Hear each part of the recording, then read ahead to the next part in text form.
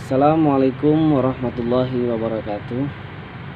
Perkenalkan, nama saya Tiwa Nur Mausa dari Prodi Manajemen kelas B sore. Alhamdulillah atas izin Allah saya bisa menyelesaikan tugas ujian tengah semester 1 yang diampu oleh dosen Muhammad Taufan Nugroho SSI MMM. Saya akan mempresentasikan. Ya, sebelum kita ke pembahasan materi, kita harus tahu dulu sistematik penulisannya. Yang itu ada pendahuluan, latar belakang etika bisnis, sasaran dan ruang lingkup etika bisnis, ada landasan teori, pengertian etika dan bisnis, teori-teori etika bisnis, pendekatan stakeholder, yaitu pembahasannya etika bisnis dalam manajemen pemasaran, etika bisnis dalam manajemen produksi, etika bisnis dalam manajemen sumber daya manusia, etika utilitarianisme, penutup, kesimpulan, saran, dan daftar pusaka. Ya, selanjutnya pembahasan materi latar belakang. Etika bisnis adalah pemikiran atau refleksi moralitas dalam ekonomi dan bisnis. Moralitas berarti aspek baik atau tidak, teruji atau tercela, dan karenanya diperbolehkan atau tidak.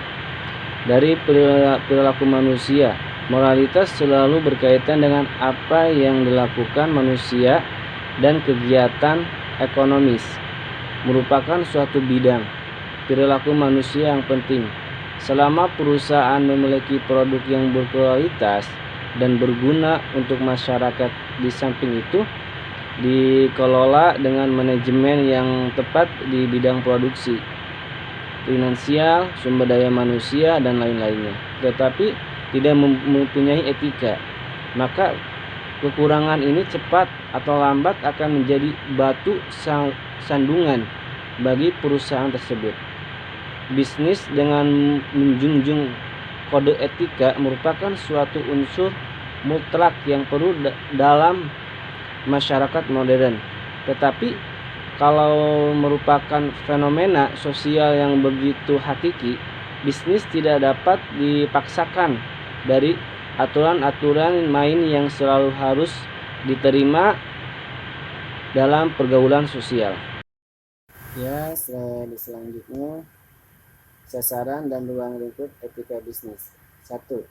Etika bisnis sebagai etika profesi membahas berbagai prinsip, kondisi, dan masalah yang terkait dengan praktik bisnis yang baik dan etis.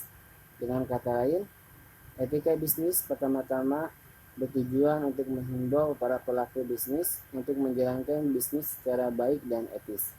2. Menyadarkan masyarakat, khususnya konsumen, buruh atau karyawan, dan masyarakat luas, pemilik aset umum semacam lingkungan hidup, akan hak dan kepentingan mereka yang tidak boleh dilanggar oleh praktek bisnis siapapun juga. 3. Etika bisnis juga berbicara mengenai sistem ekonomi yang sangat menentukan etis tidaknya suatu praktek bisnis. Dalam hal ini, etika bisnis lebih bersifat makro, yang karena itu barangkali lebih tepat disebut etika ekonomi. Selanjutnya, pengertian etika dan bisnis. Etika secara etimologi adalah etika berasal dari bahasa Yunani ethos dan etikos. Merujuk kata serapan tersebut, pengertian etika secara etimologis dari kata etika adalah timbul dari kebiasaan. Secara terminologisnya adalah muncul saat manusia merefleksikan unsur-unsur etis ke dalam pendapat-pendapat yang spontan. Yaitu yang selanjutnya bisnis.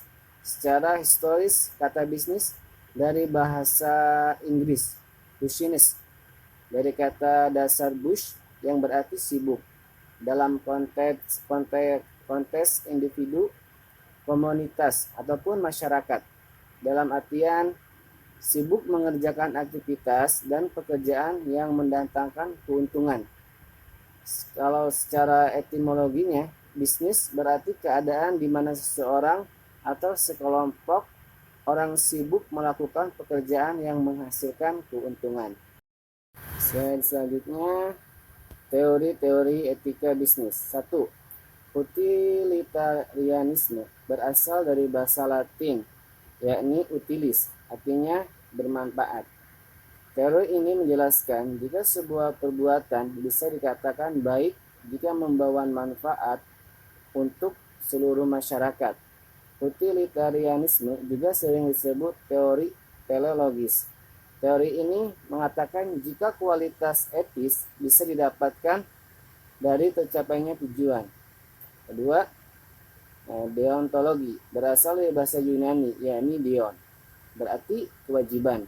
Hal ini berarti jika baik buruknya suatu perbuatan didasarkan pada kewajiban.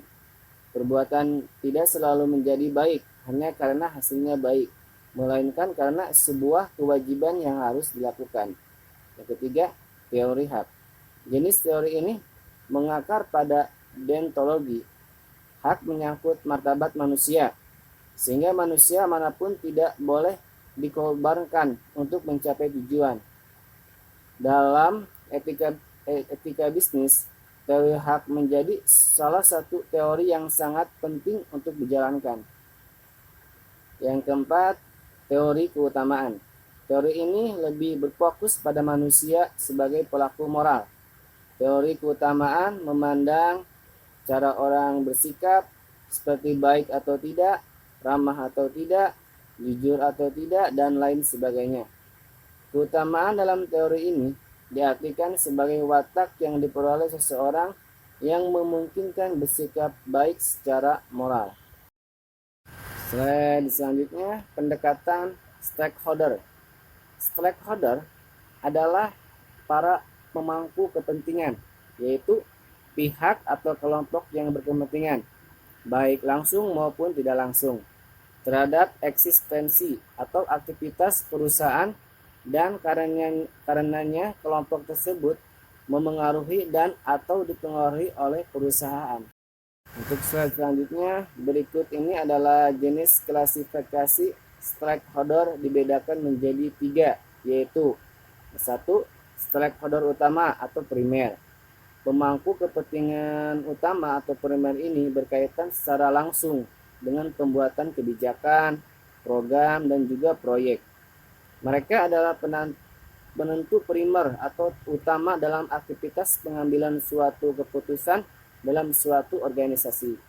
Yang kedua, stakeholder sekunder atau pendukung.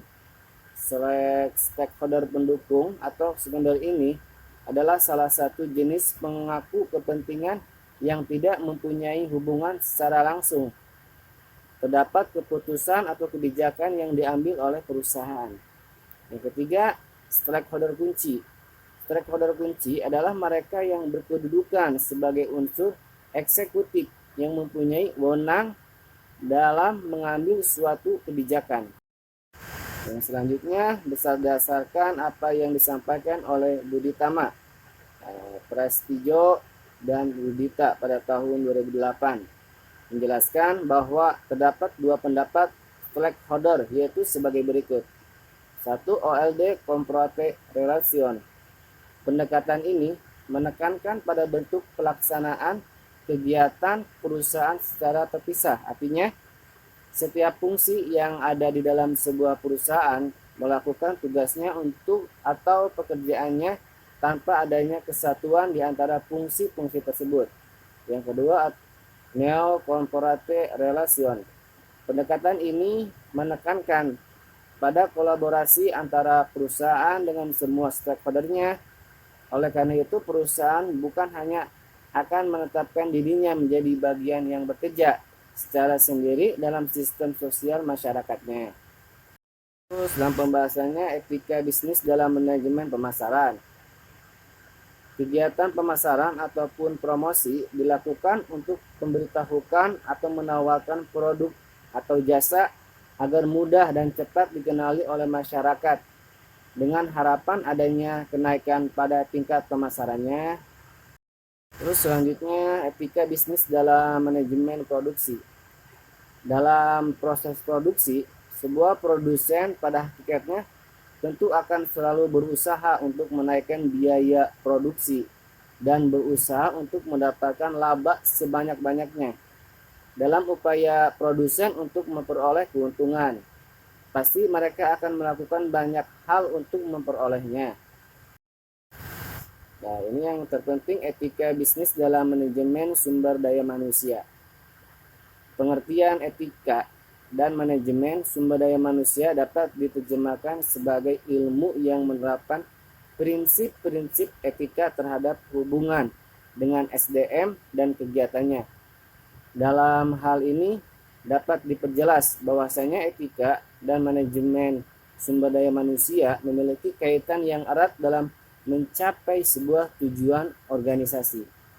Yang terakhir itu etika utilitarisme. Utilitarisme adalah suatu teori dari segi normatif yang menyatakan bahwa suatu tindakan yang patut adalah yang memaksimalkan penggunaannya utility. Biasanya didefinisikan sebagai memaksimalkan kebahagiaan dan mengurangi penderitaan. Utilitarisme berasal dari kata Latin utilis yang berarti berguna, bermanfaat. Yang ini yang kesimpulannya. Dari pembahasan di atas dapat disimpulkan bahwa etika diperlukan dalam kegiatan bisnis. Etika adalah seperangkat prinsip-prinsip dan nilai-nilai yang menegaskan tentang benar dan salah.